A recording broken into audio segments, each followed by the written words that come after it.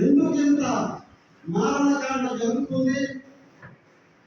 ఎక్కడో దేశ సరిహద్దుల్లో ఉండవలసిన భారత సైన్యాలు ఈరోజు ఆదివాసి గూడెల్లో ఎందుకు మోహరింపడి ఉన్నాయి?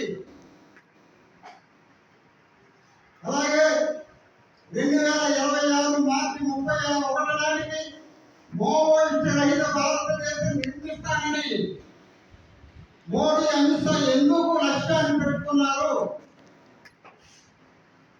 బడ్జెట్ లో లక్షల కోట్ల రూపాయలు ఆదివాసులను చంపడానికి ఎందుకు ఉపయోగిస్తున్నారు అనే విషయాలు మనం పరిశీలించినట్లయితే ముఖ్యంగా విభూతి భూషణ్ రచించినటువంటి వనవాసి అనే నవల్లో భానుమతి అనే ఒక ఆదివాసి మహిళ ఓ మాట అంటుంది, భారతదేశం అంటే ఏమిటో నాకు తెలియదు, అది ఎక్కడ ఉందో కూడా నాకు తెలియదు. అంటే భారతదేశాన్ని, భారత చట్టాలను, భారత రాజ్యాంగాన్ని ఒక్క మాటలో తిరస్కరిస్తున్నాను. ఈ అడవి మాత్రమే నాది, నా అస్తిత్వం అరణ్యము, నా స్థానికత్వానికి దాగి ఉన్న ఏ ఆధిపత్యాన్ని నేను అంగీకరించమంటుంది. ఇది 75 ఏళ్ల క్రిందట మాట. నేడు దండకారణ్యంలో అదే ఆదివాసులు ఈరోజు ఈ మాట అడుగుతున్నారు. అడవి మాకు జీవితం అందించే వనరు మాత్రమే, నాదైన సంస్కృతి ఉన్నది, జీవన విధానం ఉన్నది, మా కాళ్ళ కింద ఉన్నటువంటి సంపద మాది మాత్రమే కాదు, ఈ దేశానికి, ఈ దేశ ప్రజలందరిది. దానిపై మేము ఎటువంటి హక్కులు కలిగి ఉండలేదు. ఈ సంపద అంతా భారతీయులది. ఈ సంపదని తరతరాలుగా మా పూర్వీకుల నుండి స్వతంత్రం రాకముందు, స్వతంత్రం వచ్చిన తర్వాత కూడా కాపాడుకుంటూ వస్తున్నాం. అడవిని ఏనాడు మేము సంపద చూపించే సాగుగా చూడలేదు. బతకడానికి అడవి ఒక వనరు మాత్రమే. 75 ఏళ్ల తర్వాత ఆదివాసులు దండకారణ్యంలో ఈరోజు అడుగుతున్నారు, ఇదే ప్రశ్న అడుగుతున్నారు. అంటే అక్కడ 28 రకాల ఖనిజాలు ఆ అడవిలో నిక్షేపితమై ఉన్నాయి.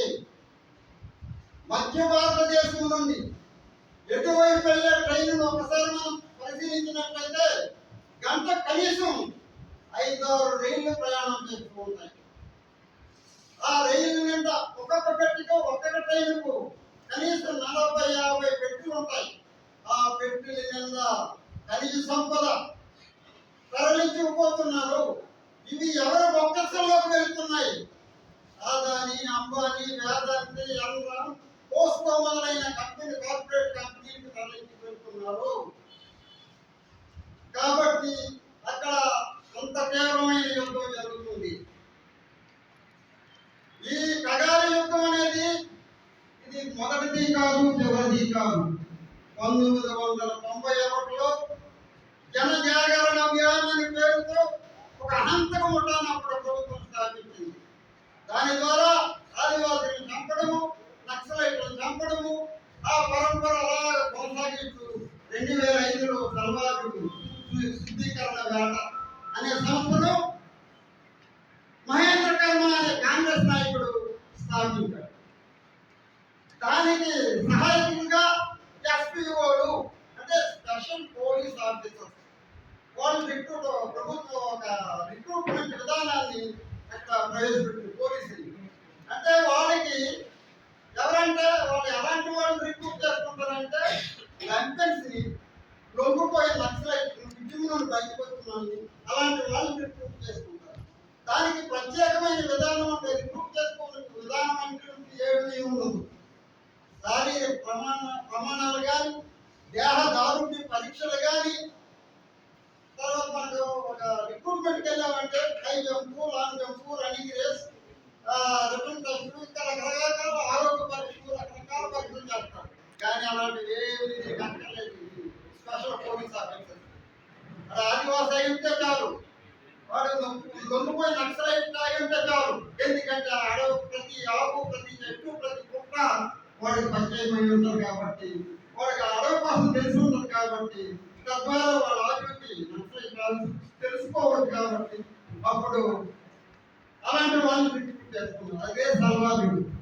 ఆ తర్వాత దాని మీద కొన్ని హక్కుల సంఘాలు కోర్టులో వేసిన తర్వాత 2011లో ఇది రాజ్యాంగ వ్యతిరేకమైన దాని మీద దాన్ని కొట్టివేసి సల్వాజుడు స్పెషల్ పోలీస్ ఆఫీసర్ కొట్టివేయడం జరిగింది.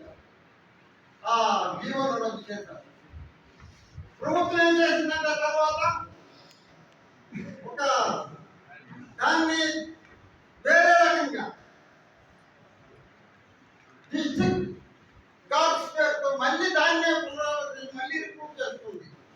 జిల్లా గార్డ్స్ అని పేరుతో ఆ సర్వాధికారి స్పెషల్ పోలీస్ ఆఫీసర్లు ఉన్న వాళ్ళనే మళ్ళీ రిక్రూట్ చేస్తుంది. ఆ తర్వాత 2009లో హరిత వ్యాధి అనే పేరుతో మరొక ఆపరేషన్ ప్రారంభించింది.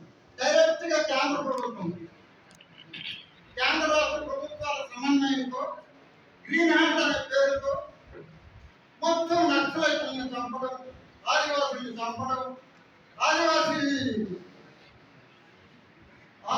నక్సలైట్ ఆదిం కోసం వేధించడం, అక్రమ అరెస్టులు, గృహదండాలు, స్త్రీలను మానవంగా చేయడం, రకరకాల పద్ధతుల ద్వారా కొన్నాళ్ళు గ్రీన్ హ్యాండ్తో మన్నట్టు జరిగిన తర్వాత 2015లో ఆపరేషన్ సమాధాన్ అని పేరుతో మరొక ఆపరేషన్ ప్రారంభించారు. అది కూడా కొంతకాలం కొనసాగింది. ఆ తర్వాత ఆపరేషన్ ఆపరేషన్ 2024లో ఆపరేషన్ గగన్ 2024 జనవరి 1వ తేదీన ఆపరేషన్ గగన్ అని ప్రారంభించారు. అంటే అంతిమ యుద్ధం. ఇది ఒక పసిపిల్ల తల్లి ఒడిలో పాలు తాకుతున్న ఒక పసికందుతో ప్రారంభమైనటువంటి ఈ ఆపరేషన్ గగన్ ఇప్పటి వరకు 400 మందికి పైగా చంపారు. అయితే ఇంత మారణకాన్ని చంపేసి కనీసం మానవత్వమైనా లేకుండా సాగులు కూడా సెలబ్రేట్ చేసుకుని డ్యాన్స్ వేసుకుని దీంట్లో వాట్సాప్లో చూసే ఉంటారు. డ్యాన్స్ వేసుకుని విచ్చలైడ్గా ఏదో పెద్ద విజయం సాధించినట్టు నిర్వహించారు. కాబట్టి ఇటువంటి ఈ ఆపరేషన్ గగన్ ఇది మొదటిది కాదు, చివరిది కాదు. ఇలాంటి ఇప్పుడు వరకు చెప్పుకున్న అన్ని ఆపరేషన్లు ఓడిపోయాయి. దీన్ని కూడా ఓడించాలి. అయితే ఏ కొద్ది మంది కాకుండా విశాల ఐక్య సంఘటనతో ఈ ఆపరేషన్ గగన్ను ఓడించి తద్వారా అంతమైపోతున్నటువంటి అంటే ఆదివాసీ జాతులలో అంతమైపోతున్న జాతులలో మాడు గిరిజనులు కూడా ఉన్నారు. ఐక్యరాజ్య సమితి లెక్కల ప్రకారంగా. కాబట్టి అంతమైపోతున్న జాతిని కాపాడుకోవాల్సిన బాధ్యత పౌరులుగా మనందరిపై ఉందని మనం చేస్తూ నాకు ఈ అవకాశం ఇచ్చిన మిత్రులకు ధన్యవాదాలు తెలియజేస్తూ ఉద్యమాలు నిర్మించి అందుకు ప్రగతిశీల కార్మిక సమస్య పూర్తిగా సంపూర్ణంగా మనకి మనం చేస్తుంది.